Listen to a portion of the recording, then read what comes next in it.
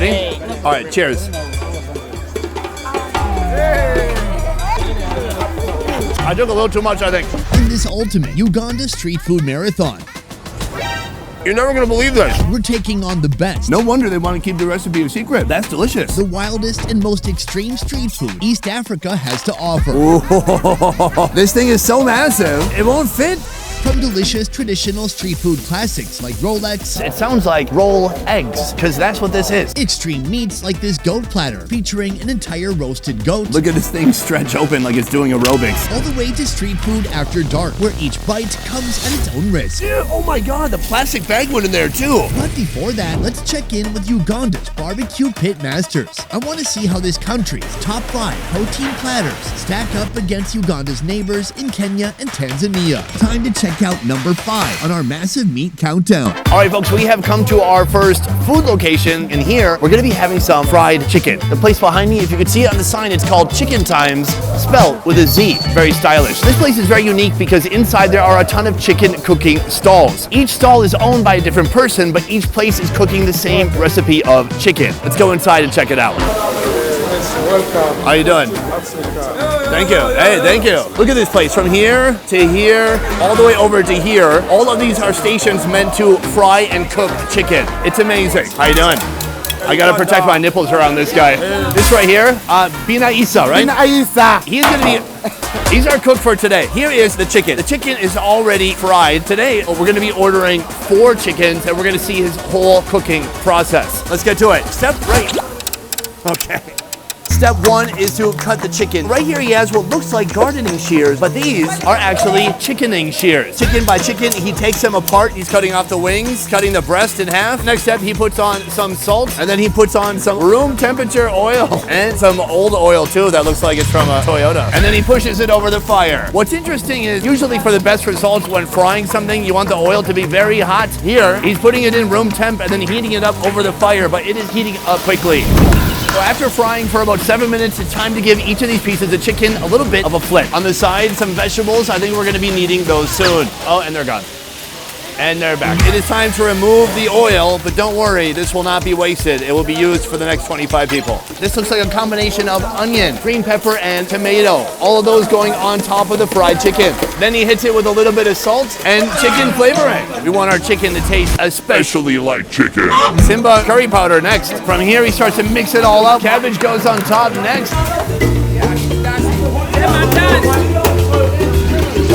Now that the cabbage is cooked, the next step is to put in the chips, as they call it. And he unloads them onto our chicken tray. Wait, another bag? Double chips. 4 bags of chips. Oh, and then right here we have our deadly weapon, the tomato sauce. And then he slides that over the fire again. This man's absolutely reckless. I'm not even sure he's following a recipe at this point. Just moments after the fries went in, it is already done. It's ready to eat? Yeah. All right, now let's eat. All right, folks, this is our first meal of the day. Our first meat on this meat tour, meat 1 out of 5. Chicken. Chicken is a food that does not offend. Chicken can be eaten by everybody around the globe, even vegetarians, if they're hypocrites. Uh-oh. It is not a good sign if your chef cooks you food and then immediately flees the scene. What did he do to this chicken? They call it chicken and chips. And honestly, the most disconcerting part of this meal is the fact that they call it chips. Ugh. British influence. So you are supposed to eat this with your hands. Let's start with the fries. I wouldn't call that a French fry. I would call that a boiled potato. It's starchy, it's soft, it's soggy. It's not bad. Texture-wise, not my favorite for a French fry, but the flavor, a lot of chicken flavoring. But we are not here for potatoes, we are here for the meat. That's a breast. And the breast is always the true test. It is looking a little bit dry though. A little dry, a little chewy. Chicken breast is okay. In the USA, we're very clear about our chicken animal parts. Breast, wing, thigh, drumstick. No heads allowed. Here, they have a lot more parts. This thing has been cut down into 12 different pieces. Oh, the drumstick literally been dyed red from that tomato sauce. And then you've got some vegetation on there. Even though it's generally made the same at each of these places, everyone does it a little bit differently. Some people really stack on the cabbage. Some people just douse it in onion. Here, they don't go overboard with the vegetables, which I appreciate. Of course, they have the chicken seasoning and the curry and everything else they put in there. But what really makes this dish come together is the sugar from the tomato sauce. It is very sweet. In between chicken, cleanse the palate with a little bit of potato. Oh, right here we have a neck. You won't find that at KFC. Oh, that's legitimate. Crispy, fatty neck skin. I love it. It's a very interesting recipe because when he was making it, everything felt like it was happening at random. Like somebody desperately making drunk food at 3 a.m. with a half-empty pantry. But in the end, it tastes pretty dang good. Oh yeah, this is probably gonna be our best bite right here. Thigh, we got dark meat, we got some vegetation on there. That's perfect. Juicy, tender, succulent, sweet, salty. It's got everything going for it. In the end, do I like it? Absolutely. Ugandan fried chicken. It's just number 5 on our epic Ugandan meat list. Now we're moving on to number 4, Oluwombo, a dish once reserved only for royalty. And we have come to our second location. Right behind me, a hole-in-the-wall restaurant known as Mama Winnie's Restaurant. Now, if you look above, you might think that this restaurant can cure your headache, fever, and acute aches and pains, but I think that's just a billboard for paracetamol tablets. But one thing this restaurant can cure is your hunger. We have come here for something Oluwombo. It is a meat dish, and right now it's being prepared in the smallest kitchen I've ever seen. We are walking through the dining room, and now we're through the dining room. That was it. Now we're walking to the kitchen. Let's go take a look. Hello, ladies. Hello there. I'm trying to interact with her. Hi, how you doing? Okay. So this is not Winnie, but this is Mama Winnie because her daughter's name is Winnie. Mama Winnie. How you doing? Yes, Mama Winnie. Okay. She said yes. Luwombo. Luwombo. Can you show me? Meaty. Meat. So right here you can see the luwombo. All these full of beef. The luwombo, it can be a leaf full of any type of meat. It could be fish, it could be chicken. Today we've got beef. And that is gonna be our next meal. Oh, our second meat of the day, uolombo. But first, I'm gonna need a little bit of help. Mama Winnie, could you please join me? I don't actually need help. I just want some company. Hi.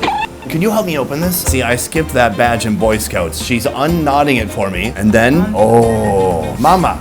Okay, not just Winnie or not just Mama. Together, both. This looks incredible. This is a very simple preparation. There's beef, there's onion, there's tomato, there's salt, and there's a little bit of water. Beyond that, there is thyme. I think this gets a lot of time in the steamer, and that's what makes it turn nice, soft, and tender. It's like a beef broth that's developed in here. Oh, I was not expecting that. It's incredibly smoky. This meat is smoked before being put in the leaf to steam, so it's cooked in 2 different ways. This bite, it looks bone-free. That's amazing. This would be great with a beer.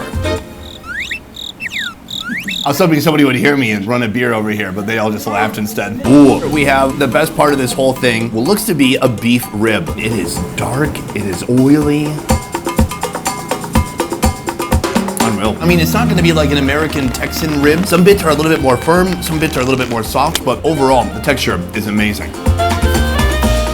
Big fan. So this here is a food preparation that goes back generations to the time of kings here in Uganda. A food that was so revered by the kings that they didn't let anybody else eat it. That sounds so mean. First of all, somebody invented it, gave it to the king ate it and said, oh my God, this is so good, don't ever make it again for anyone else. Nice guy. Moving on to number 3 on our mega meat countdown. One of the most bizarrely made sausages you'll find in all of Africa. But is it tasty? And do I dare to even try it? You'll have to wait and see. All right, folks, we have come to our 3rd meat location out of 5. Any guesses what they're serving here? That's right, goat meat hanging out beautifully in the open for everybody to see. What do you do when you come here? Well, you come up here, you point to the goat meat that you want, and then they hack it into little bitty pieces for you and they throw it on the grill. It's awesome. Right here we have a whole leg plus a bonus tail. This is great for dusting off the dinner table once you're finished eating. In Uganda, wherever there's smoke, that's where you should go. And right here, there's a lot of great stuff being grilled up, starting with the green bananas. Beyond that, we have all the big goat parts. This has already been grilled. It's just waiting for a happy customer. Then this stuff is being actively grilled, including big chunks of organs. But we came here for one very unique food. It's a type of Ugandan sausage. Only this sausage, it's one of the most bizarre sausages you will find not only in Africa, but potentially the world. It's right there. So this is a sausage known as zingalo. It's made from 100% organic goat parts. But how do they go from all these goat organs to a sausage in that shape? I'm gonna show you now. This dish requires, well, all of these exotic ingredients. Now, moments ago, all of these ingredients were inside this. Should I touch it?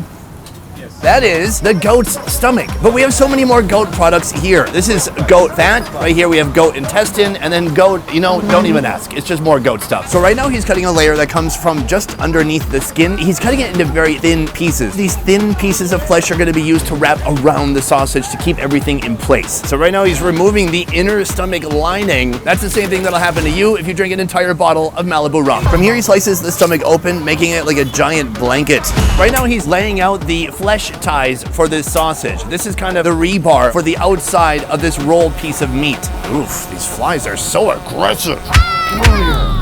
Right here we have a load of fat. The caul fat is a layer of fat that wraps up all the organs. Now the stomach layer goes on top of the caul fat. From here it's time to put in even more of these innards. Pieces of stomach, pieces of intestine. The intestines are laid out and ready for some flavor. Minced garlic, shredded carrots, diced onions, and green peppers, all finished with a sprinkle of salt. This is what it looks like when it's all splayed out and open. It is time to roll it up so we can put it on the grill. He takes the stomach layer, and just like rolling sushi, he gets all of the contents inside of the stomach. Try not to get any of those flies trapped in there. Flies absolutely love this dish. So next he takes the caul fat layer. Having that fat on the outside, it's just gonna make this sausage even more juicy. So all that's left are these little flesh strips. They're gonna be used like some Nike shoelaces to tie this sausage up. Oh, look at that. This thing, it is a 1 meter long sausage. It is a wild experiment in the culinary arts, and I am fascinated. From here, we're gonna grill it up, and finally, I'm gonna see how it tastes. With our meat ready, it is time to head to the grill. Ooh. This thing is so massive, it won't fit. So this is the raw zingalo. But right here we have the final cooked version. Oh yeah. On the outside where that flesh was wrapped around, the darkness from the stomach, it is also one of the most bizarre sausages I've ever seen in my life. Is it making eye contact with you guys? I'm so sorry. Let's try it out. Zingalo, a food I was more excited to see being made than to actually eat. It is still very hot. This is the inside of the stomach. Absolutely gnarly. Then on the outside, this is like that flesh that was used to tie it shut. It's become crispy. Another fun fact is they said, hey, the thicker ones maybe aren't cooked all the way through, so eat the smaller ones. Nice. Luckily, I'm not just eating this. I have some support tomatoes and onions. So I am going to start with a small one. Put this over here. And it is time to cut it open. Oh, look how succulent it is. It's dripping with juicy goodness. Smells like a... Ooh. If goats had a communal bathroom, that's what their bathroom would smell like. Nicholas, give that a smell. I'm not gonna take a bite out of this. I'm gonna make a little medallion. And then there you have it, folks. All right, cheers. Tastes better than it smells. The smell is very off-putting. Once you chew it, it's a little bit better. Oh, it's almost like eating A5 Wagyu, but without any of the good flavors. It's just so oily and so heavy. To quench my palate, I'm gonna have a little bit of onion, a little bit of tomato, and a little bit of cyanide. I wish. This is a place where dudes come to get wasted and eat some bold flavors. So I would say about 50% of the time when guys are eating that, they're absolutely wasted out of their minds on local beer. They're like, the more I eat it, the more I can tolerate it. Here we have the flesh ties that are holding everything together. Best part so far, it tastes like fried meat. It's crunchy, still rich, but a completely different experience and not gamey at all. So I'm gonna get this in a takeout container. I'm definitely gonna eat all of it though. If number 3 on our list made you feel skeptical, then number 2 will remove any doubt. Now we're headed to a restaurant that serves whole roasted goats, and the end product is a thing of beauty. That grilled meat is nice, but if you want the really fresh stuff, you gotta track it down. There he is. That is super fresh. We have made it to our 4th meat location, a little restaurant known as Rahim Foods. This place is 4 floors of deliciousness. Ugandan food taken to the next level. In fact, this is gonna be the most high-end restaurant we've been to today, and we are getting one of the most expensive things on the menu, an entire roasted goat that cost $151. This is one of the most expensive meats that you will find in this city, but there is a catch. They told us that they will not reveal their secret cooking method. Right now we're gonna head inside the restaurant to see the final product. Right now we're heading into the restaurant. I'm meeting this man for the very first time. My instincts tell me he knows what's going on. You ready? Big reveal? Let's see it, baby. Where's the goat? 2,000 years later. take a look at this. This thing is a monster. Is it heavy? Very heavy. How confident are you about taking this up to the top floor? I'm not very confident enough, but I'll try. I like the honesty. Guys, you take the lead. There are a lot of stairs along the way. Spin move. We're doing good so far, but this has to get up to there. And the stairs just got a lot narrower. Keep pushing, guys. Believe in yourself. It's hard for me too. Boom, well done. Boom, boom. All right, folks, I feel like we're peaking early with our 4th meat experience here. This one is a big boy. In a moment, I'm gonna give you a tour of the platter, but first, this is the menu. Now, the menu is full of different giant platter options, and the most expensive one is the one that you see right here. I love the name, Goat of Memories, because how could you order this goat and ever forget it? I still hear it's bleeding in my dreams. It says here it's served with chips or french fries. There is pilau, that is inside. There is gonja. Sorry, it's not what you think. The gonja right here. Plantains, that's not getting you high. There is chapatis fried up. This is some goat soup. So let's do a little bit of a tour. That's the bum, that's the tail, and that in there, I don't want to tell you what that is. Then would be the back, the spine, and then we're getting towards the neck, the shoulder, and the ribs. This whole thing, it's beautiful. It's too much food for one person. This is probably enough for 15 people. Why don't we start with this? What's not wrong with that? Look at this thing stretch open like it's doing aerobics. Oh yeah, that's a good stretch. Can that come off? Like Nate Diaz doing an arm bar. Give it a bit of a spin. This is what I want to get to right here. Some hamstring. Wow. No wonder they want to keep the recipe a secret. That's delicious. It's soft, it's tender, it's juicy, but it's not that gamey. From here, let's head to the chest cavity. Oh, yeah. We have some of that protein from just outside of the ribs. A different texture, similar flavor. It's so interesting how much this is reminding me of our first dish from the day. Everything here is absolutely slathered in that tomato sauce. All the meat has been turned kind of a reddish orange, and it's so sweet. Just doused in ketchup, basically. So if you need a little bit of a break from the meat, you can get a fried plantain. Slightly sweet, I like it. Moving back to the front of the animal. Oh no! If you do a bodybuilding show, this is the goal. This is C-Bum in his prime right here. Oh, it's so satisfying and easy to break apart. And each muscle group has just rendered down. I like it. The muscle behind the shoulders is really a prized part of the goat. If this was a stressed out goat, this will not be good. Oh, right along the spine, that is the loin. This one I want to really slather it up. It's not even a soup, it's like a goat gravy. Rich, savory, delightful, and it really brings some life back to that meat. Absolutely stunning. For my final move, I just want to take a little bit of meat, a little bit of pilau. Oh man, why did I eat that whole meter of sausage? I don't like to compare, but clearly this is much better. This goat feels like it could be a grand finale, but we have one mega meat marvel remaining. Number 1 on our list, the cow head, ready on a rooftop to meet me face to face. What they've done so far is they've taken the head, they've torched it, they've scraped it, and that's it. The whole inside, the brains and all the meat, it's completely raw. So before we actually cook this thing, we have to break it down. And that's where this guy comes in. Hello. Hi. What tool are you going to use today to take apart this cow head? An axe. Okay, I think that'll do the job. Adams, take it away. All this is being done for a very important reason, because if we don't cut it, it's not going to cook all the way through. Now he completely just rips off the bottom part of the jaw. Oh, it looks like it's yawning. Never mind, doesn't anymore. From here, we're gonna finish breaking down the cow head, and then we'll be able to move on to the next step of this recipe.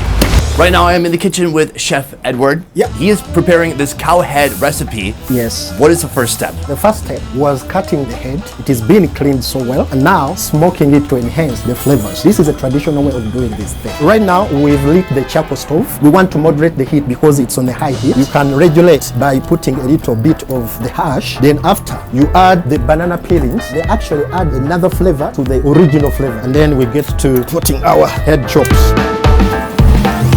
What is it that people like about eating the cow head here in Uganda? In our culture, they don't want to waste food. Each part of the cow has different flavor. When you go to the hoofs, they have a different flavor. When you go to the ribs, they will give you a different flavor. So the cow head also has a special kind of flavor that you need to enjoy. After being smoked, the cow head bits head to the kitchen. The meat, now that's ready to go in the water. This is a tongue. It has a lining which is hard to chew. So we remove it. The cow's tongue meat dives in and the fire handles the rest. Time to chop in some fresh flavors. Garlic, onions, carrots, tomatoes, bell peppers, spring onions, and cilantro, plus a hit of grated ginger. So after chopping the vegetables, it is time to add in our spices. We are putting in Simba, which is curry powder. We have beef flavoring, in case an entire cow head wasn't enough beef. Then we put in some salt, sugar, then soy sauce. That is a flavor grenade. Then all of our vegetables and spices join the cow head. From here, he squeezes 1 lemon to help tenderize the meat. After hours of slow braising, the cow head has reached its final form, ready to land in my bowl. Never have I seen such a brutal looking ingredient become something so beautiful that smells so amazing. Take a look at this. This is the final product. Ooh, this is our first glimpse of that cow head meat. I'm about to come face to face with this face right here. All right, folks, we have our final meaty meal right here. No more talking, let's get into it. This is that beautiful face broth. This thing is so full of fat and collagen. You can see a thick layer of fat floating on top. This is gonna act as a bit of a meat gravy. Before we get to the meat, let's just have a taste of face meat juice.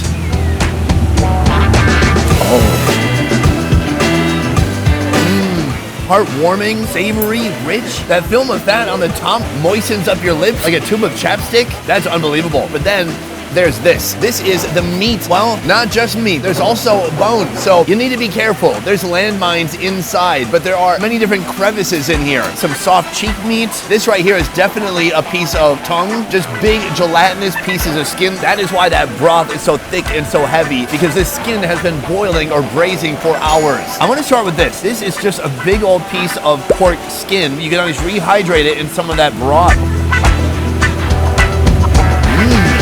So tender, so soft, so succulent. That is not for everybody. That skin is anything but leathery. As you know, cow skin can be military boots, or it can be this. From there, anytime you see this texture right here, that is the inside of the cow cheek. This is a very unique cut. It's the most tender thing we've had all day by far. And it's also a weird feeling because all those weird rough ridges inside the cheek of the cow, you just feel that as you're eating it. I like it. And then there's this. This is the most prized part of the cow head, the cow's tongue. All right, guys, let's give it a shot. Wow, that is a wild texture and flavor. It's packed with flavor. It is so beefy. You would think it would be beefy because it's a cow. No, it's cow plus beef flavoring. It's like beef on steroids. So good. Chase it with some cassava. Nice. After trying 5 of Uganda's top barbecue offerings, we're just getting started. Next, we're going even deeper into Uganda's street food scene, attempting to spend over $100 on street food in one day. Is that the normal price? The normal price. Can it be done? Time to find out. So right now we are in Kampala's biggest market. Actually, it's the biggest market you'll find here in Uganda. It's called Owino Market, and this place in the morning is crazy busy. So think of it like a department store. Right now we are in the clothing department, but we are heading to where they have all the food. Let's go. How are you? How you doing, man? I'm okay, sir. I'm great. I'm looking for food. Oh, for food. It's gotta save my life. All right, take care, buddy.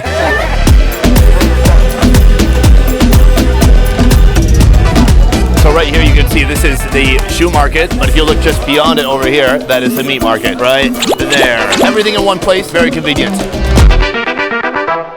Already after 2 seconds, I found something very interesting. We've just come to a nut grinding station. Right here, my man has huge containers of ground nuts. Over here, it looks like a giant vat of Jiffy peanut butter. So he takes all these nuts, he puts it in different containers, and these are gonna be sold just like this for people to make with a stew or whatever they're cooking for the day. Very cool, it smells amazing. I just wanna put my face in there. Screw a cold plunge. Peanut butter plunge. So we have just entered kind of a peanut factory or a peanut processing area. I had no idea peanuts were so prevalent in Uganda. Right behind me, this guy has a giant machine. It looks like it's both cooking the peanuts and grinding them at the same time. Oh, okay. I don't know what happened, but I've been put to work. So all these peanuts. Okay, come over here. So right here, again, we have the final product. It's not just peanuts. Sometimes they're actually also mixing in sesame seeds too. It's so thick and viscous. You have never smelled a place that smells like this. Okay, next thing. Oh.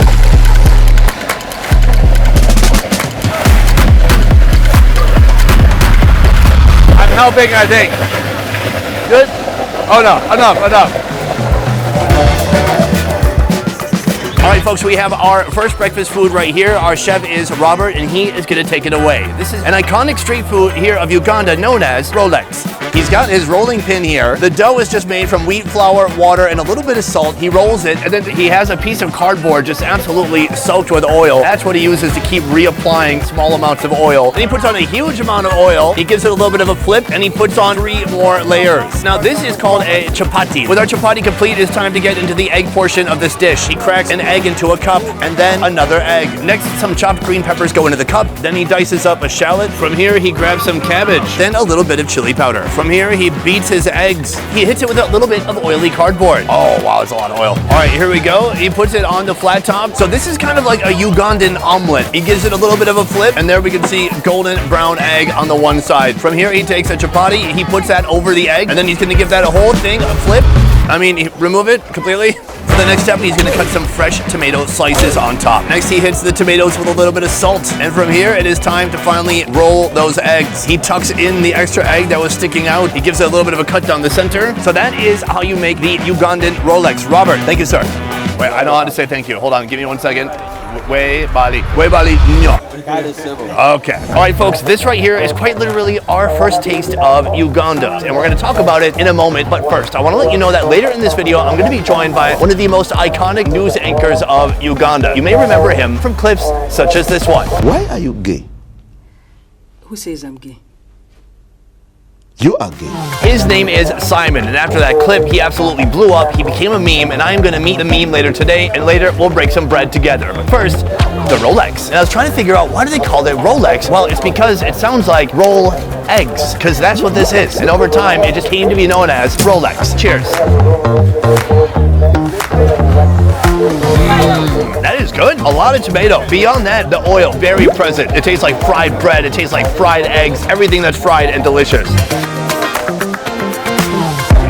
We got salt, we got that chili powder, the onions, the green peppers. It's basically an omelet on a flat piece of fried bread. It is a convenient way to eat your breakfast in the morning. But remember, this is a $100 challenge. Our first food, $1.10. So we are far off, but surprisingly, there are some very expensive foods that we're going to be trying in this market soon. Before we get to those, let's head to our next location. I found another gentleman walking throughout the market. He walks around with these and he sells them door to door, stall to stall, and whoever wants them can buy them. What are they? It looks to be black olives. I assume it's going to have a pit inside. I will chew with caution. Cheers.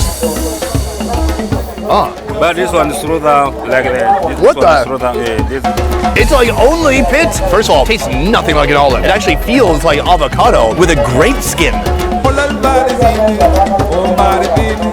Uganda, where that Rolex is not a Rolex and the olive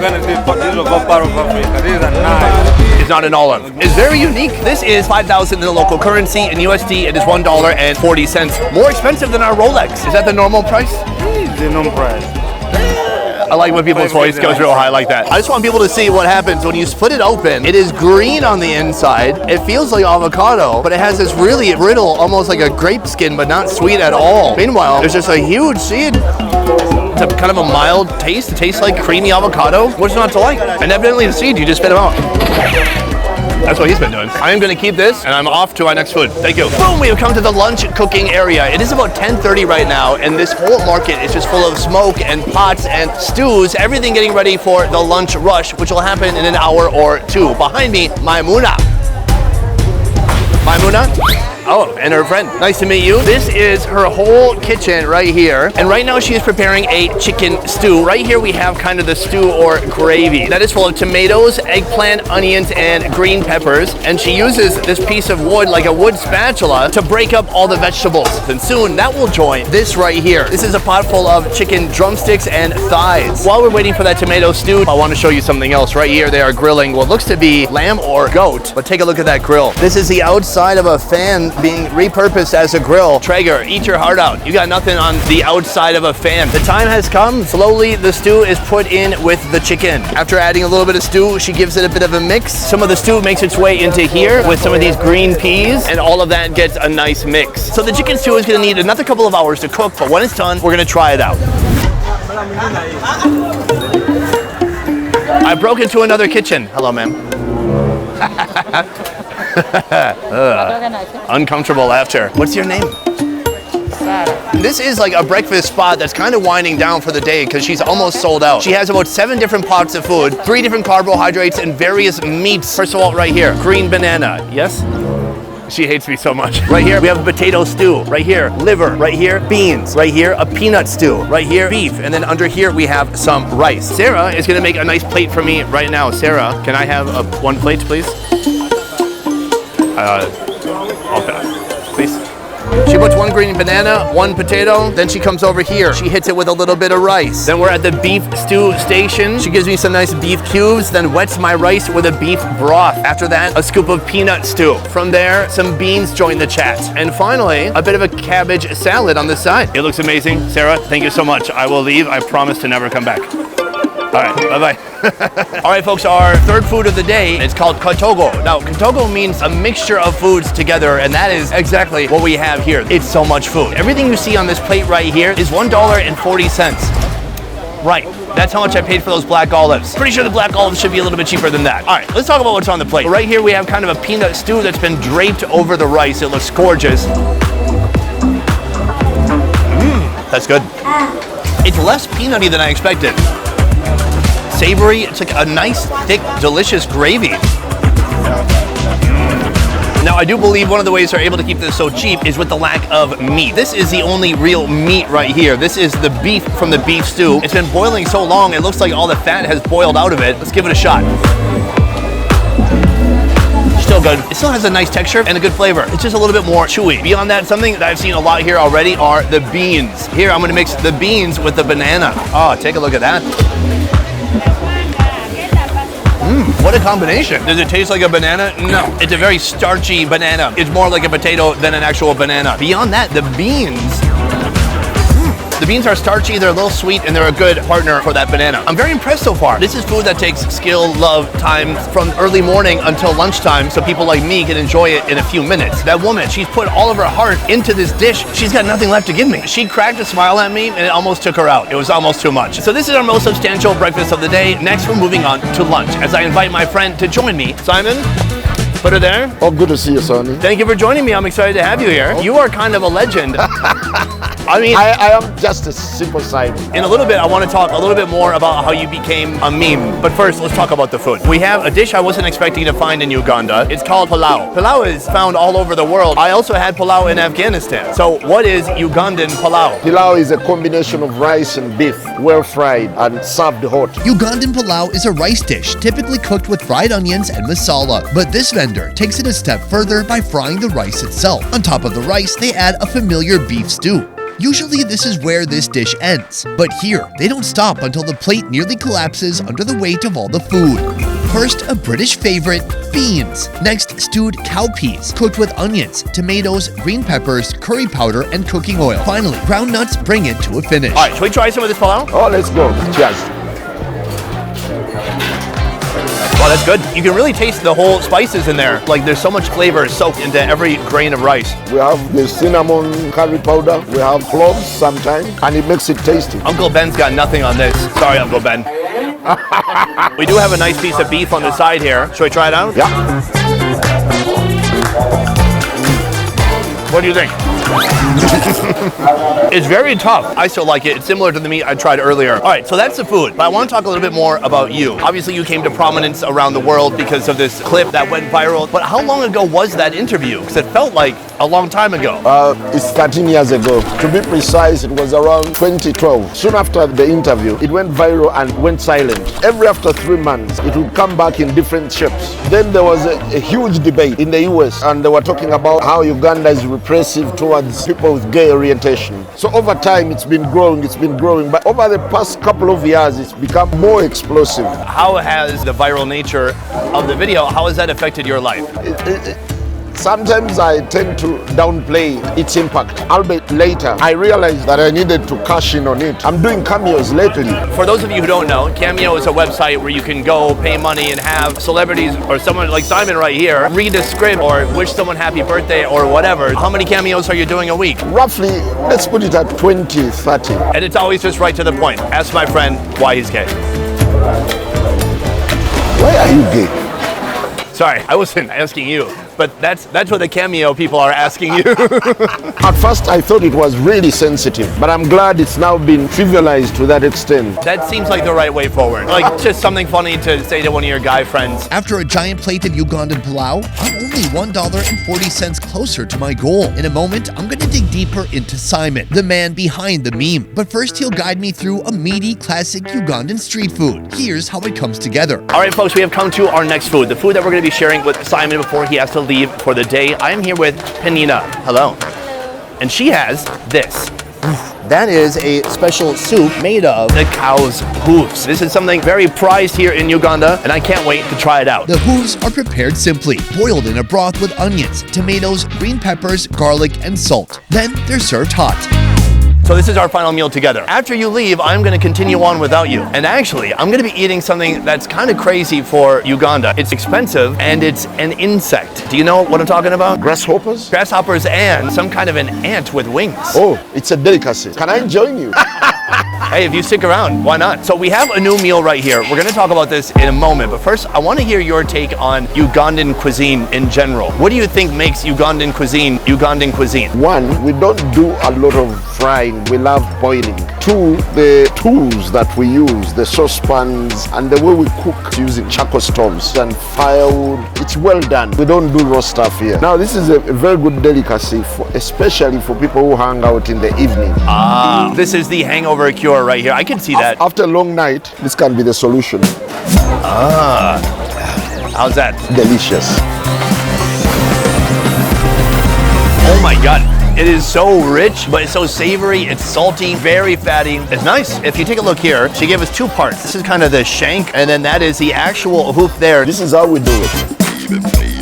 Oh, you just go for it. What you're holding right now, it's a piece you like, right? Yeah, sure. Do you know how I know that? Because right before we started eating, he said, can we switch bowls? This f***ing guy. This is a tendon. All right, here we go. It's so gummy, it's so salty, and it's just taken on all the flavor of that broth. It's very good. So right here, we have the skin, which is really softened up. I'm gonna try just eating it like a piece of corn. Wow, it's so rich. The skin is thick but chewy, a little leathery. I want to teach you something. Get that bone and suck the stuff out of it. It's nice. You'll love it. I have a quick question for you. Why are you gay? Out of everybody in the world, this guy just looked me in the eyes and he said, take that bone and suck it. Does that make you gay? That is gay. So this is what would have been sucked from the inside of the bone. It's already fallen out. That is the bone marrow.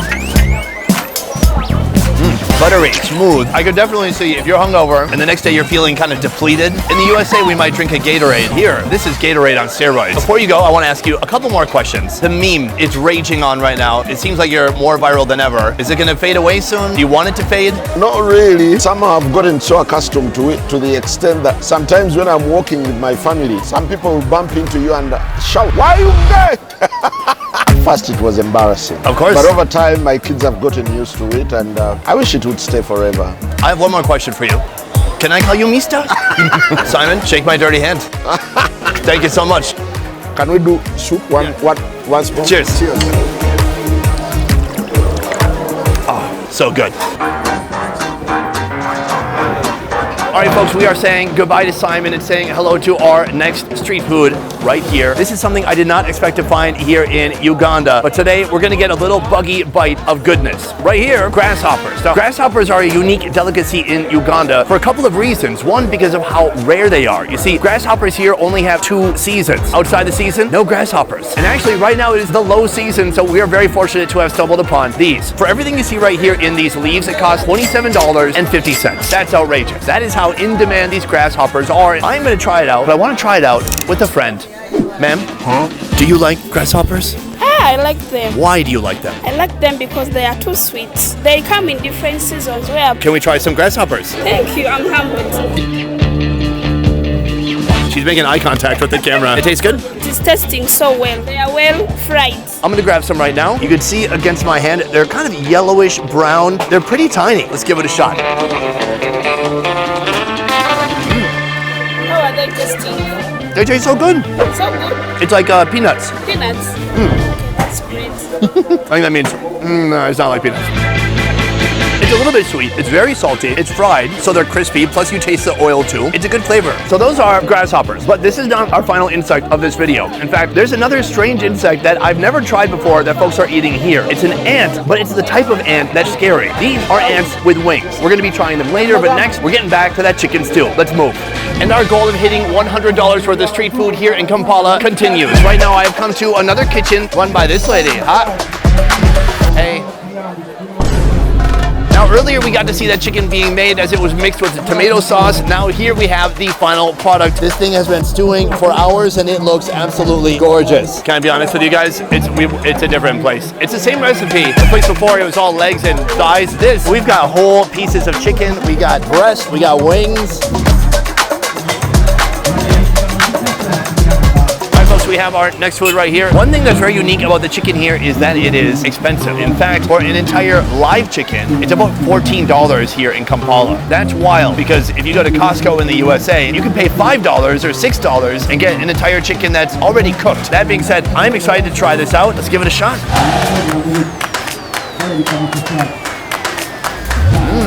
The first thing that hits me is this broth that it's soaking in the stew. It's so oily and rich, but that is delicious. Then the second thing that stood out to me was the texture. It is very chewy. This is the chicken wing. Overall, not a super meaty looking bird.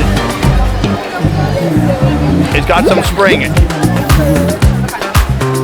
It is not soft, it is not succulent, but it is absolutely delicious. But let's talk about the price. Everything in this bowl, it costs $5.50. Fairly expensive. But is that gonna help us get to our goal of $100? Actually, we have one more surprising food in store. A food that is one of the most expensive foods that you will find at this market. We're gonna go buy that next and see if it puts us over $100. All right, folks, right here we are building up to the absolute strangest food of the day. Also, one of the most expensive. It resides right here within this leafy package. You might see some of them are already leaking out. Oh, there's one of them right there, and there's some right there. Those are white ants, a rare insect, something difficult to find in Uganda, and something certainly expensive to buy. So this leafy parcel is absolutely full of these ants. Probably half of them are dead, but the other half, very alive. Before we eat these, I really want to discover how many are in here, because it may be millions. Oh my gosh. Oh, how is this gonna work? Oh my Lord. Oh, take a look at that. Already, it looks delicious. No, wait,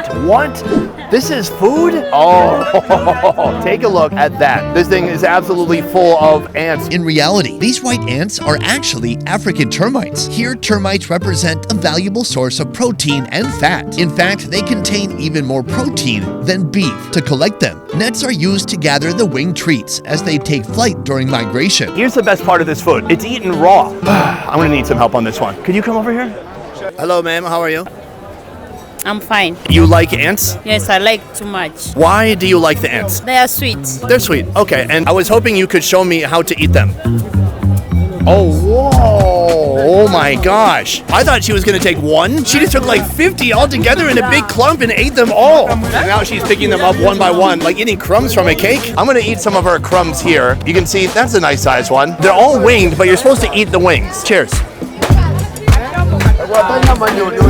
Oddly enough, it tastes a little bit like saffron. They feel absolutely bizarre. It is warm in here. These guys have been cooking all day. Right there. In my fingers, they feel super silky. We're gonna go for it together. You ready? All right, cheers.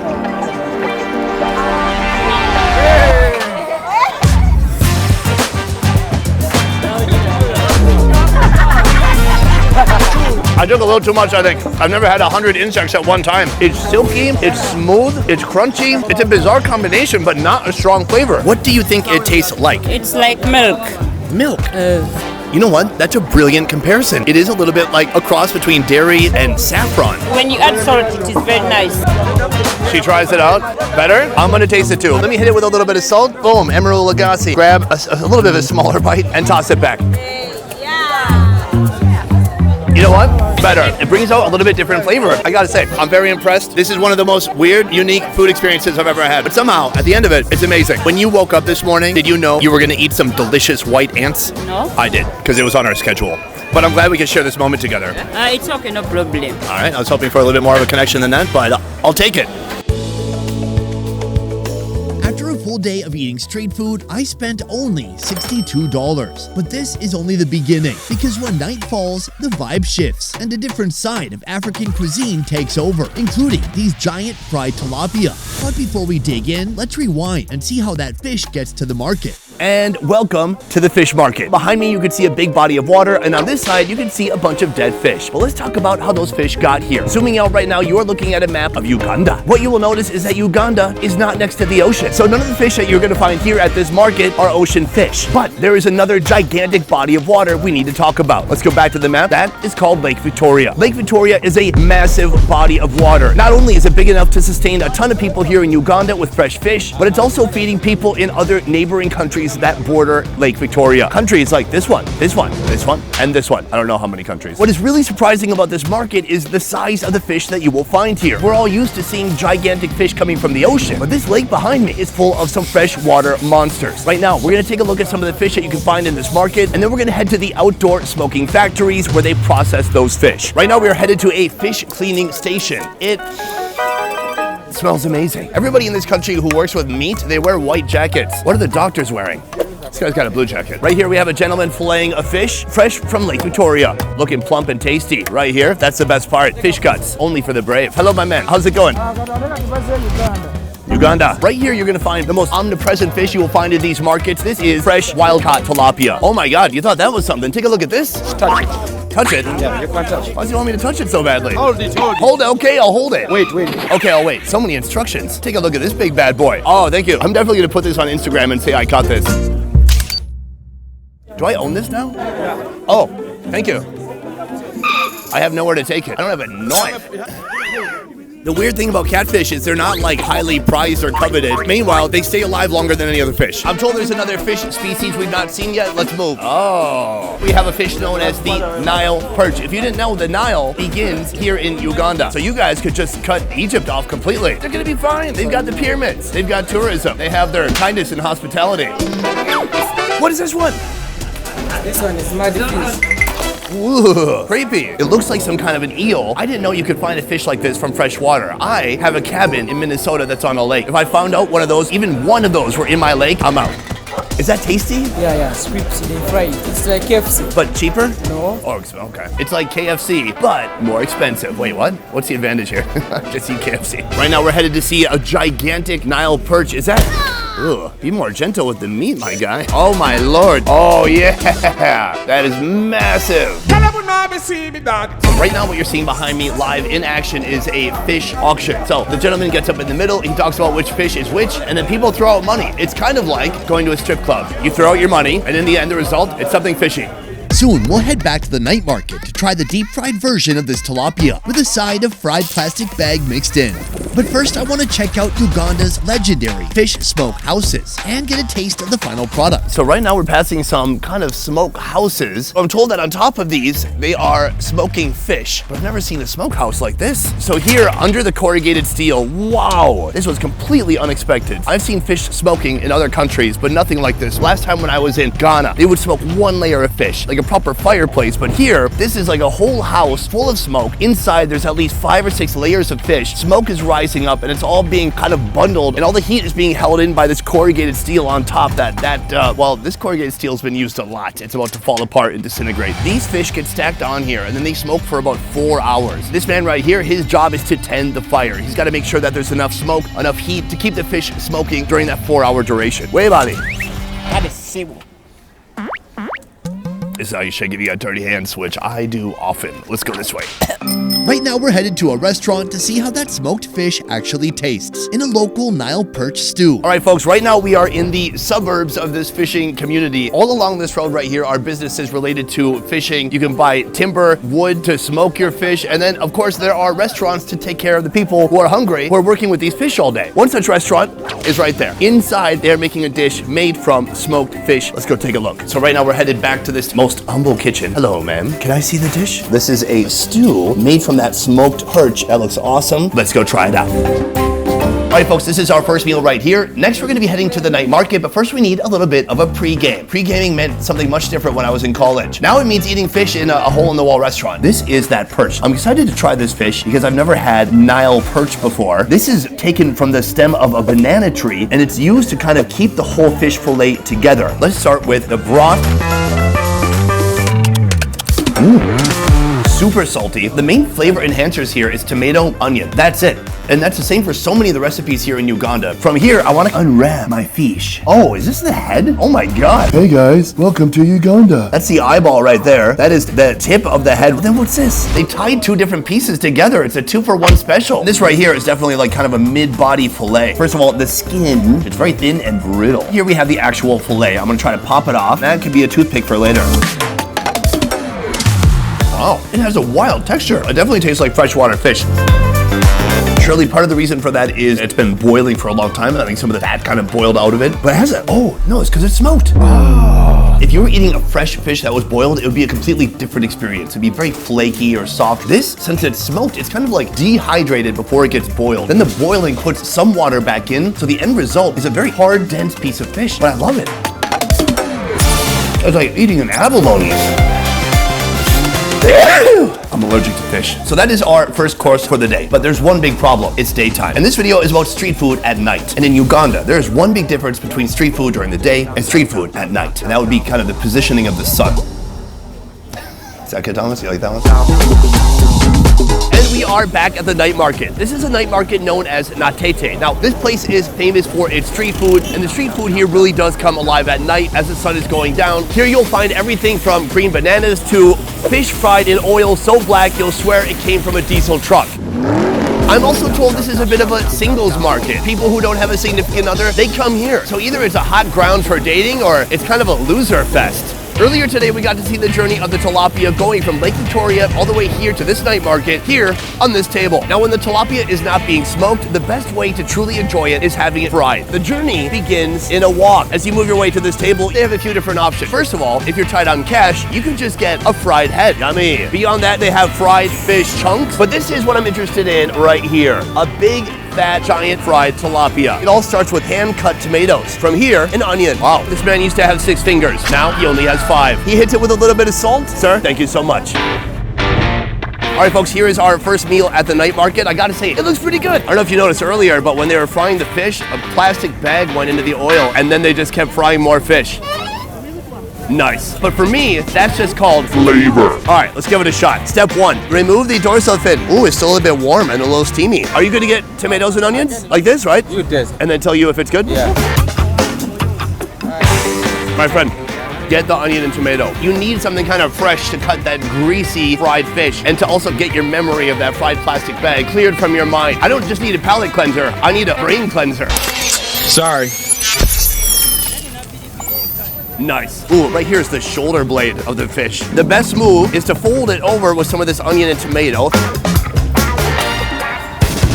I'm in love. It's so simple. Almost every dish in Uganda, they depend on these two things right here. Tomato, onion. The salt, that's bringing out a lot more flavor. But it's hot, it's fried, it's toasty. What else could you want? From here, we are moving on to our next street food. Whether it's fried in plastic or not, I don't care. Let's keep going. All right, folks, let me tell you a couple of things. First of all, this market is packed. Second of all, it's very dark, so we have to bring our own lights. You see those? Third of all, it is treacherous. Half the market is on this path, but half of it is on these stairs. So as you move down the stairs, oops, I'm stepping into a fryer. Charcoal here, hot oil right here. This place is a death trap, but they also have some good looking food. Boom, fried chicken. Right here they have french fries going in the oil, and then every part of the chicken you can imagine. You can get a breast and wing combo or a thigh and drumstick combo. Over here they have all of the innards. Then over here we have chicken necks. Madame, could I please order some of these? This is our chicken gizzard and maybe some other chicken organs too. I've ordered 8 of those, and those are going onto a plate. Nice. Oh, more? I might have gotten too many of those. Wait, I have absolutely no idea what's going on. It turns out the organs, they're already clumped together. There's a heart, a liver, and a gizzard all connected together. Next, downstairs, we have some French fries. Somehow they've been frying for minutes and they're not even golden brown. They're kind of like pale yellow still. Now, I've also ordered that right there. That is a chicken breast and a chicken wing. It's been half fried, but they still need to cook it more. Ugh, yeah. Look at that oil. You've heard of KFC. This is UFC, Ugandan fried chicken. Time has passed and I'm told my chicken is ready to go. Look at this epic cooking pose. Back here we have our chicken organs. Right here we have our fried chicken and we have our French fries. Let's go eat. All right, folks, this is perhaps one of the most treacherous places I could be eating my dinner. First of all, behind me there's a ton of charcoal and then several woks full of hot sizzling oil. All it takes is for one person to kick it and third-degree burns right up my ass. The one I want to get to immediately is this. The French fries are mysterious. It's soft, slightly warm, greasy. I love a good crispity, crunchity fry, and these are not that, but they're not bad. Moving on to our first meat. This is a mystery meat if I've ever seen one. That's a liver, that's a gizzard, that's a heart. Let's give that a try. Good, whole. I'm told that all the chicken is partially fried, but they re-fry it for you. They get it nice, hot, and cooked all the way through. But these were cooked a while ago, so they're kind of room temperature. And I don't know if you noticed, but we're not in a room. We're outside in a hot country. But the heart, not bad. It tastes a little leathery, meaty, salty. Next body part. The liver is very soft. It almost breaks down into a liver pate in your mouth. Beyond that, that is a gizzard. The gizzard is a funky part of the chicken. When you pull the gizzard out of the chicken and cut it open, it's all full of like rocks and stuff. All that has been cleaned out and it should be good to go. That's a good gizzard. The main thing they're doing right here is salting the heck out of the meat. Very salty, but very flavorful. Right here we have a Ugandan chicken wing. It's the wing with a lot more attached. This right here is the breast, and this is the full wing. The wing here actually has two parts. Part one right here, part two right here. So that right there is our drumstick.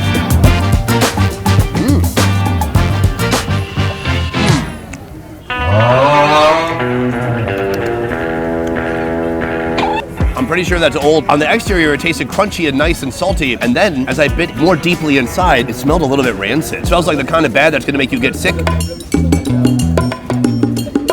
this part tastes okay. How safe do you think the food is here? How safe? Yeah.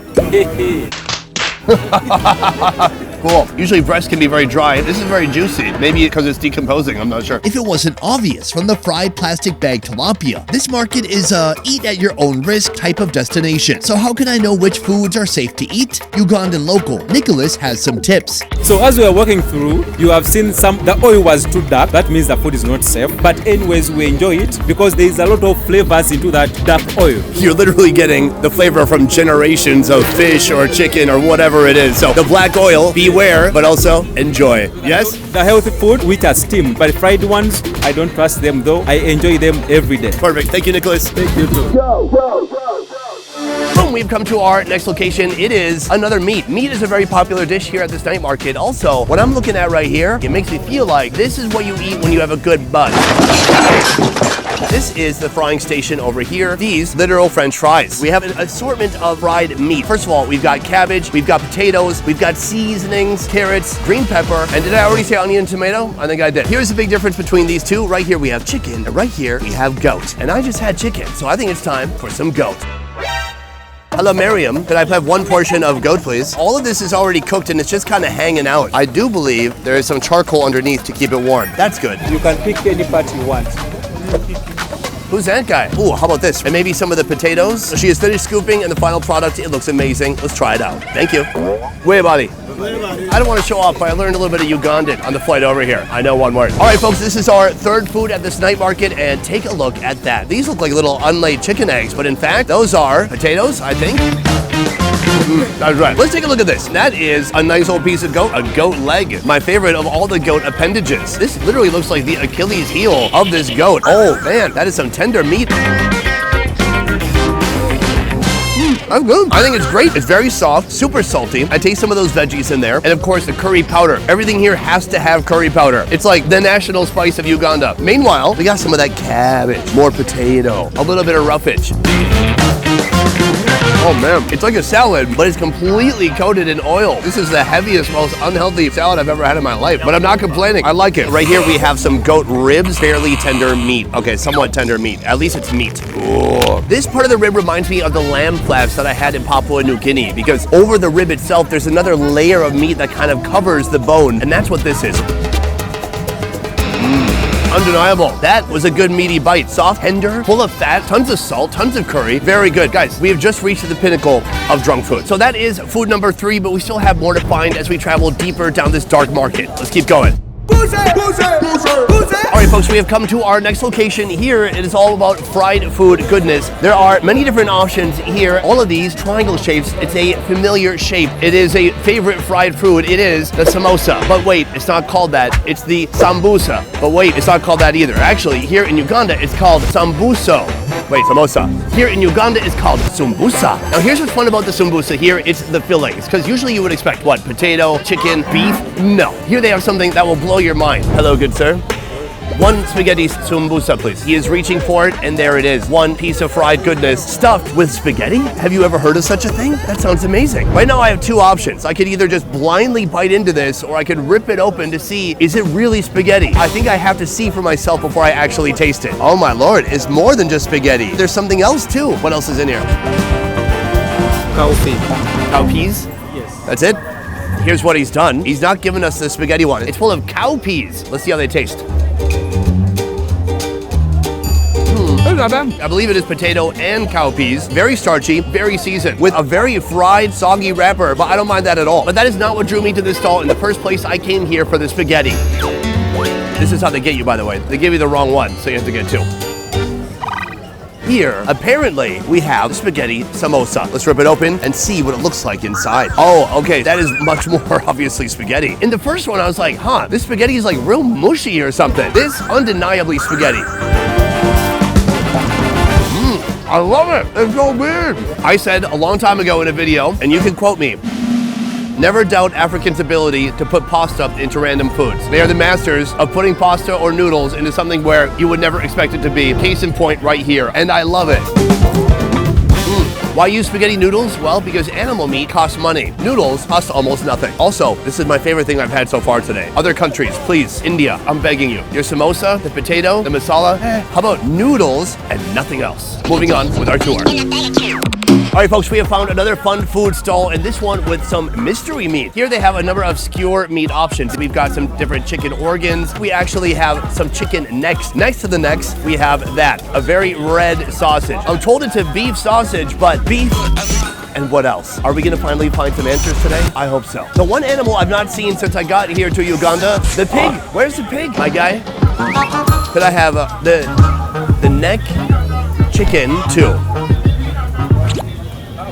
He said 1. Okay, 3. This guy negotiates hard. So right here we have my 2 chicken necks on the grill. One of them is much longer than the other one. I don't know what happened there. Maybe got into kind of a terrible motorcycle accident. Beyond that, I want to get my 2 beef sausages. My guy, beef sausage 2, please. Now that looks like a recipe for a fun night.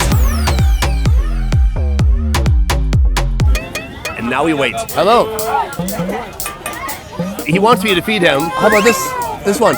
Share. What is this? God, you know it's a good kind of alcohol when they can't even get the label on straight. It is called XS, and he has been drinking XS excessively, I believe. Woo! That ain't mouthwash. Nice.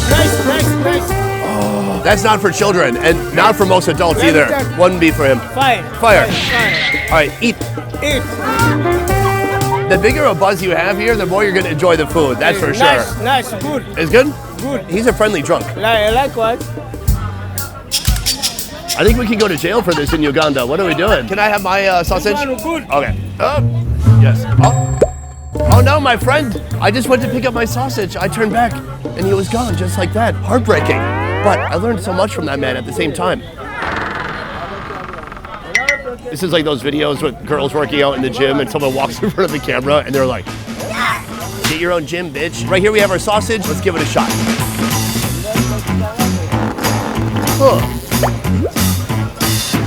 It's a weirdly loose sausage. The casing on the outside, you kind of have to wriggle your teeth back and forth to get through it, but it tastes pretty good. If I was as blitz as that guy, it would taste freaking amazing. It's greasy, it's super salty. Meanwhile, take a look at that color. What is that? I believe there may have been some artificial colors added to this sausage. Onto the chicken neck. Look at that crispy, weird chicken neck skin. Oh my God, the fat exploded and burned my nostrils. That's legit. It's fatty, it's fried, it's super salty. There's a weird vertebrae in the middle, so you know where to stop chewing. delicious. The only thing that could possibly make this better would be eating it with my long lost friend. Moving on. Right here I found something new. Grasshoppers that have been boiled. Grasshoppers are a seasonal delicacy in Uganda, but at this stall, instead of frying, the grasshoppers have been steamed, creating a strong, pungent, buggy aroma, making this a food only for the brave. The steam coming off here, I can't wait to tell you what this smells like. All right, folks, this just might have to be our last food, because where do you go after this? Grasshopper is a fairly inert insect to eat. It's very easy. Actually, I already ate grasshopper here in Uganda, but that was fried. And I remember while I was eating it saying, this is the only way to eat it, and it's the only way people would eat it. Wrong. It turns out people are boiling their grasshoppers, and the result is something completely different. The smell, it's so musty. Ooh, it's a little bit like mushrooms meets an old, damp, wet mattress from an attic. Very earthy. I'm not just gonna eat one. We came here to eat grasshoppers, god dang it, let's go for it. It tastes much better than it smells. Wow, you know what it tastes like? It tastes like, hold on, so many of them, so papery in my mouth, hard to swallow. Got it, here's what it tastes like. Salty peanut shells. When you were a kid, did you ever get peanuts and just think, why don't I just eat the whole peanut? It tastes like that. This is not bad at all. I totally get it. I thought it would be soggy, but they're so crunchy. It's a delicious drinking snack. I love it. In Uganda, if you avoid buying exotic insects, your money can go far. But next, I want to see if I can survive a whole day, including meals and hotel, for under $20. So will I starve or live like a king? Time to find out. All right, folks, we have rolled up to our first location, breakfast. This place is known as Byona Burungi Take Awai. It is a local name, but really all you need to know is that here, they're serving breakfast. Now, what does breakfast look like here? All shades of golden brown. Oh yeah, that's how you know it's the good stuff. Right now, we're gonna step into the kitchen and see how they're made. Let's get to it. Right now, I'm with the manager of this breakfast establishment. Today, we're gonna be making a dish called kabalagaga. Kabalagaga. Kabalagala. Yes, there's no way that's real, right? In English, we would call it a pancake. Right now, he's gonna show us the recipe. Let's get into it. Step one begins with all these little bananas right here. One by one, he peels the bananas and puts them into this big green bowl. That is step one of the kabalabaga making process. And just like that, all of our bananas are peeled. The next step is to mash the bananas for the kabalabaga. Oh, it's starting to look nice and goopy. Now it is time for our next ingredient. It is called carbonate of soda. So I'm told the purpose of this one is to make the pancake very soft. Already you can see the difference in the texture here of the banana. It is much more soft and velvety. But I've never heard of soda of carbonate. Now, baking soda is a different thing. That is sodium bicarbonate. That is mildly alkaline. This is a much stronger alkaline. It's usually called washing soda, but it's not usually used in baking because it can be too caustic or irritating. What? That's what we're eating? Can I eat sodium carbonate? No, it's not food grade. It can be caustic. What is going on? Is this a misunderstanding? Where's the packaging? Oh, it's bicarbonate. It is baking soda. Oh my God. I didn't know it was bi. Oh my God, like every girl I dated in college. The next step is to dump in some cassava flour. From here, it's time to really get in there with your hands. Already you can see the flour is making it super thick. It's turning into a nice floury banana dough. Keep in mind, this is not like a traditional pancake batter. This big dough ball is gonna become pancakes, but he's gonna push them into a pancake shape, like making cookies. So he starts by rolling out the dough ball until it's flat. From here, he takes his lucky cup. Time to press some pancakes. From here, it's time to put the dough into the hot oil. Here, the dough is gonna sizzle away for a few minutes until it bakes all the way through. After a short time, you can see them rising to the top, looking nice, golden, and brown. So we are taking them out and putting them onto the fan guard. So right here, I have a whole platter full of kabalagala, but those are not mine. These are just being rented for visual purposes. The ones I'm paying for are right here. Everything you see right here is under $1. Now, I want to get to our pancake soon, but let's start with this. That's called a mandazi. So this is a combination of margarine, sugar, wheat flour, and a little bit of water. The method of cooking, of course, frying. That is some really heavy, thick, dense bread. It kind of reminds me of an American cornbread. Is it going to be dry like a cornbread? Well, let's find out. Not as dry as cornbread, but a little bit dry. The crunchy bits on the outside right here, that's the best part. Otherwise, I think this would pair well with butter, jam, Nutella. It's not bad. Now, I would like to point out that behind me there is a butcher shop, and there's some strips of animal protein just hanging there. You don't get that at your average American diner, do you? I don't think so. Our next food is right here. This is the Ugandan pancake. What are the hallmarks of a pancake? I guess it's got to be flat, but it has to have some flexibility too. Let's break it open and see what it looks like. Oh, it's so bready. Wow, at first I wanted to call it a cookie. Now I'm thinking it's more like a banana bread. Let's give it a shot. That's good. I'm amazed at how springy it is. All the fried little edges, that's the best part. And the best for you too. Here, he doesn't put any sugar, but it seems to have a little bit of natural sweetness from the banana. I would not call this a pancake. I would call this Ugandan banana bread. Now, the best thing you could put on a piece of warm American banana bread would be butter. Here, no butter. The next best thing you can do is just imagine what it would be like if it did have butter on it, and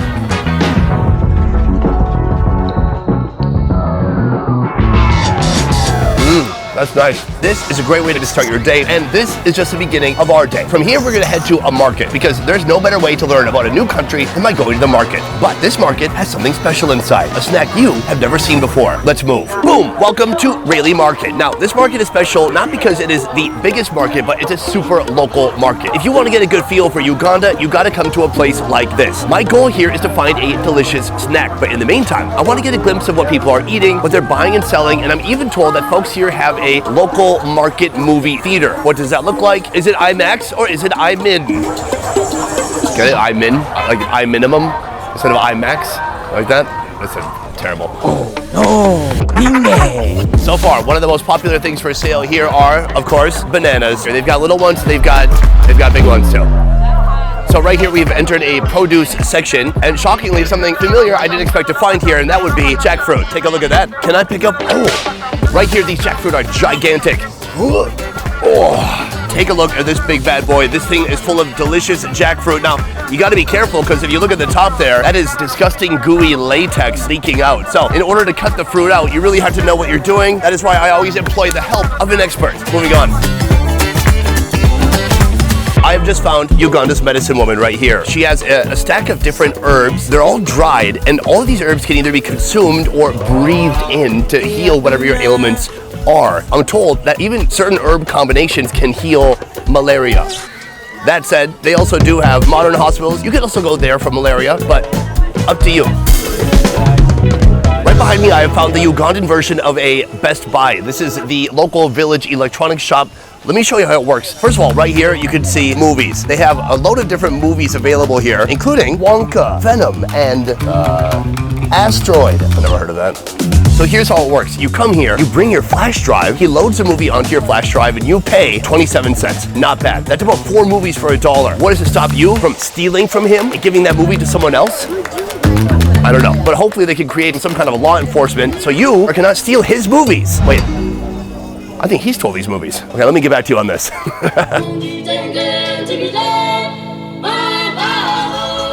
I'm told these little guys want to show me something. All right. Right here we have the inside of a refrigerator door and a rope. Put it together. It's a toy.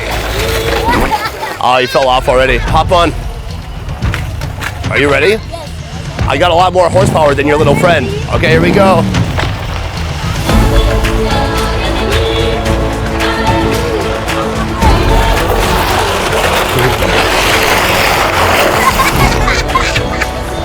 Nice. Well done. Boom. Do you know who gets bored? Boring people. But no matter where you go around the world, kids will always find a way to have fun. Let's keep going. In a moment, I'm going to be showing you a local village bar, but first I want to show you this. This is something that looks like dirt, but actually this is the main ingredient for the alcoholic drink that we're about to partake in. This right here is known as millet. Millet is a type of grain. Right now, all this millet is drying in the sun, but later it will be fermented and turned into booze. So from the millet, we are heading to a bar where they're serving a millet beer. Take a look at this. Okello's Bar. Let's take a look inside. Right here we have our main choice of alcoholic beverage. Take a look at this. Now this is a giant tub full of that millet beer. 1 cup, please. Ida here is gonna kind of swirl this cup right here to get all that sediment to push away. From here, she takes the blue cup and fills our even bigger cup, which is what we're gonna be drinking from today. Thank you. This looks thick. It looks like something you would drink after a hard workout, only this is not gonna help you recover, at least not physically, maybe spiritually. Let's go for that. All right, guys, here we go. Let's get wasted.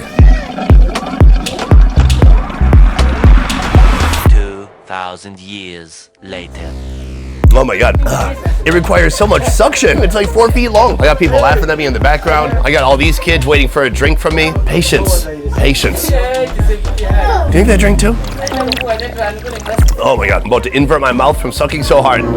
The taste. It is a little vinegary. It tastes fermented. That's about it. A little tart. It leaves your mouth dry like a dry wine. I'm tasting some fine tannins. Very full of tannins and dregs. It's mainly dregs. I've tried my best to drink. You can't even tell any's gone from the cup. That's how they get you. It takes 2 hours to drink one drink. In the meantime, more food. Can I get some mozzarella sticks, please? No mozzarella sticks? All right. Now, here's what I've learned. To make it easier to drink, they put hot water in there, they blend it with the beer, and then it goes down nice and smooth. But then you have to drink way more to get a decent buzz. Speaking of buzz, I am feeling good. I think it is time we make our way to the local movie theater. Let's go. So, obviously, it's very dim inside because it's a movie theater. Right here, they have these super high chairs so you can see over the heads of the people in front of you. And then as you go down, it's just row after row after row of seating. So right now, there's a couple things they're watching. They have soccer over here and a movie over here. Can I tell you the best part? The movie, it has Ugandan subtitles, but the timing is all completely off. It's hilarious.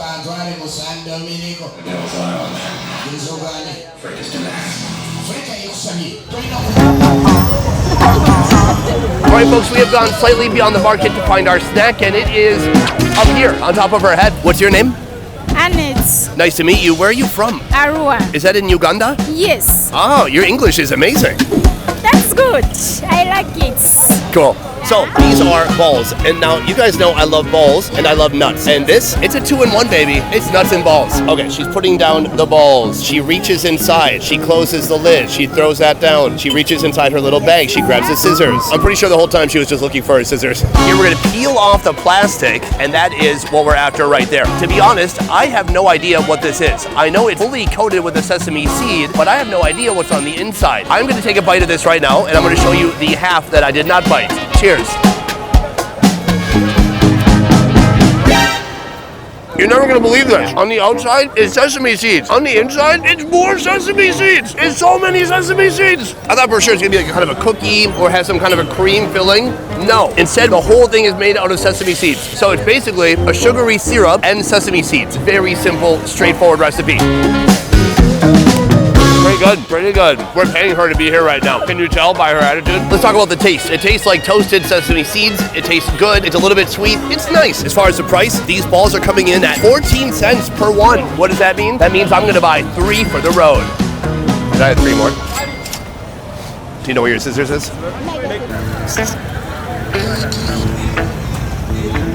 And just like that, we have come to our lunch location right behind me. This place is wild because of where it's located. There's a building right here, and if you look to this side, there's a building over there. But jammed between these 2 buildings, they have put a restaurant somehow. So in this narrow alleyway here, you're gonna see kitchens, you're gonna see benches, tables, people preparing food all over the place. We're gonna go inside now, and I'm gonna show it to you.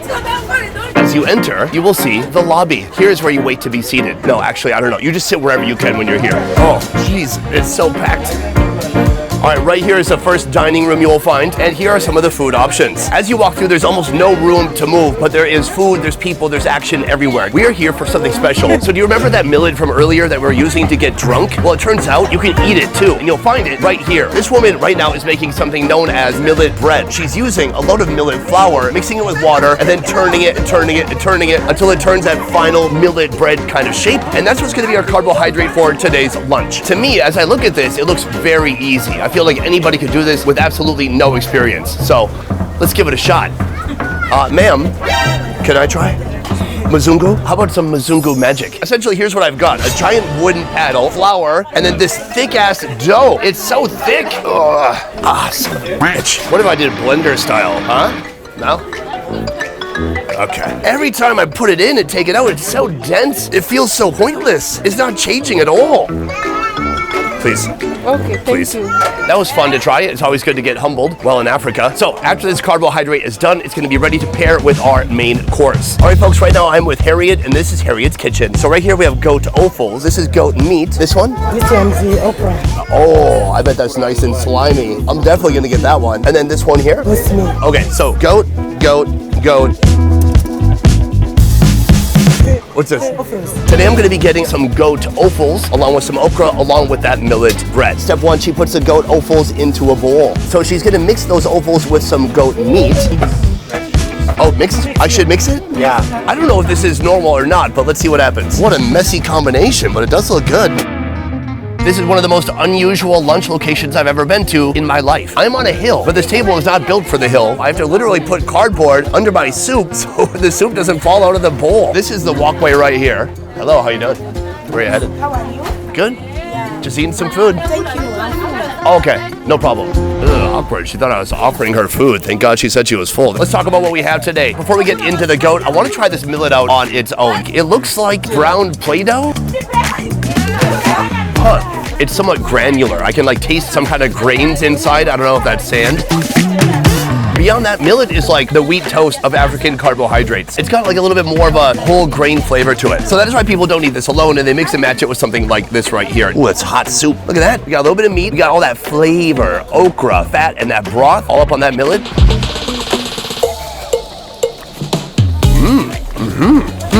I am not a millet fan. Millet seems like a grain you would acquire in Oregon Trail, the game. But this is just a flavor bomb right here. This is the flavor vehicle, and we want everybody to get inside. I do not hate that. Right here we have some goat meat, but just beneath you can see a thick layer of fat on top of our broth. Let me try to give it a little bit of a sip. That's real rich. How you doing? Do you want some? Why'd I give that away? I wanted that, to be honest. So thankfully I have one piece of meat left here, and if I use that to scrape up the rest of the contents of the bowl, you will see all the little animal organs inside. That's some fatty intestine. Ooh, oh wow, and then we have some braided intestine too. Not gamey, super rich, full of fattiness. These are good flavors. Oh, what is that? Good. So that is lunch, and this is our first meat course of the day. So with that in mind, how much did it cost? Well, everything you see right here is only $2.74. Ooh, look at that. Enjoy. So far today we've been eating pretty well, but one mystery remains: the hotel room. I found a hotel here in Kampala that costs only $4.10 per night. How does it look? Is it a complete disaster? Let's go there now and find out. For comparison, the average one-bedroom Holiday Inn in the USA is $200 per night. For $200, you could stay here for 50 days. That's pretty amazing. So where are we right now? We are at the Karibun Guest House for accommodation, secure parking, and DSTV. What's that mean? So in a moment, we're gonna go inside and check out the room. But first, let's check out the neighborhood. I'm kind of in an alleyway here. And at first I thought, wow, it looks clean, it looks nice, probably safe. And then I saw, that's a lot of barbed wire up there. And then I walked down here and I thought, oh wait, why are there so many jagged beer bottles that are inside the cement of this wall? It's probably to keep out lions. Yeah, okay. Onward to the room. So our room is in the back. That's where we're headed right now. Right now you can see they're doing laundry. I assume they might have laundry service. Not bad for $4 a night. Right here we have kind of a motel situation. The doors to the room open up to the outside and they're all just right here in a row. But don't worry, they each have a padlock. For me tonight, I've got lucky number 13. And here's the best part, garden view. Let's take a look inside. I think they give you room service through this hole. I hope nothing else happens with that hole. Talk to breaking and entering into my own hotel room. What's going on here? Oh.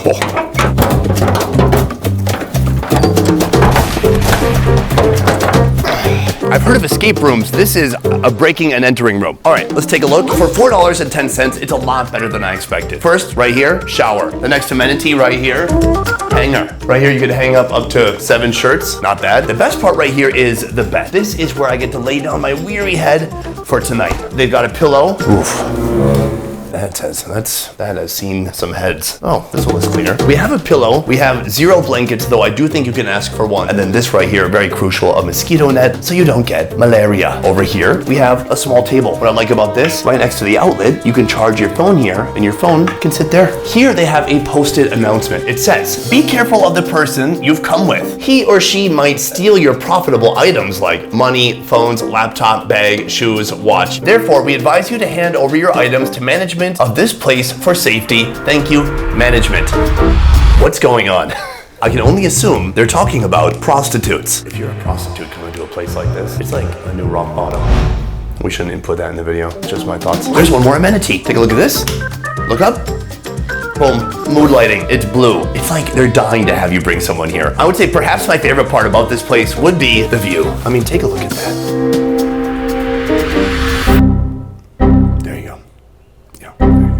Let me tell you something, no one's getting through that. So that is the room, but you may have noticed that there is one very important amenity missing, and that would be the toilet. So each of these rooms has 1 or 2 people staying inside, but all of those people are sharing this one bathroom right over here. Let's go take a look. Ooh, very narrow. There are literally some Americans that could not fit in here. This right here would be a shower room. This is where you could take a bucket shower. From there, we have 3 mystery rooms. Oh, that's the toilet. It's a squat pot. It's a lot cleaner than I expected. Squat pots, they can get real dicey. I mean, they can have little, like, how do I say this? Considering it's a squat pot in an outdoor bathroom situation, not bad. The smell, pretty good. So we have 2 more rooms here. Ooh, same. Ooh, that one has a little bit of a elevation. So that is the outdoor bathroom. Honestly, for paying $4.10 a day, it's not that bad. It's clean. What more could you ask for? So this is where I'm literally gonna be spending the night tonight. But before I pack it in, I've got one more meal left in me, dinner. And it's gonna be the most expensive meal we've had all day. Let's move. All right, folks, it is time for the final meal of the day. And right now, I have a lot more budget left over than I thought I would. So that means I'm gonna be ordering up some meat. I say meat in a weird way. Meat. Nothing beats a Jet 2 holiday. Behind me, a little place known as Mugabo, local chicken. What's Mugabo mean? Is that guy's name? Mugabo. Not his name, that's for sure. Jerry, Chris, Steve, Charlie, John, what's your name? My name is Besta Akim. That close. That was gonna be 2 or 3 more names, I would have said that. Basically, anywhere you go in Kampala, you're gonna have good fortune if you just follow the smoke. And there is a lot of smoke coming up here. Let's just take a little bit of a tour. The first thing we have right here are delicious goat skewers. Just beyond that, we have the actual chicken. Now, this is what I'm here for. I wanna end the day with chicken. And if I have a little bit of extra money, I'm gonna get a beer as well. The chicken comes in a unique shape. Can I see that? I'm the cook now. Hey, look at me. I'm the cook now. Basically, you get a whole breast and a wing, or you get a whole thigh and a leg. Those are the 2 options. So that's the chicken. Right down here, we have the carbohydrate. This is the green banana, but we'll get back to that soon. Around the corner, we have a little vegetable station. We have chopped up carrots, green peppers, onions, like a little Ugandan pico de gallo. It looks good. Now, in a moment, all these elements are gonna come together to form my dinner. Let's see how it works. All the magic starts over here with a bed of tinfoil. Step number 1, retrieve some green bananas. He expertly peels the bananas and puts them on the tinfoil.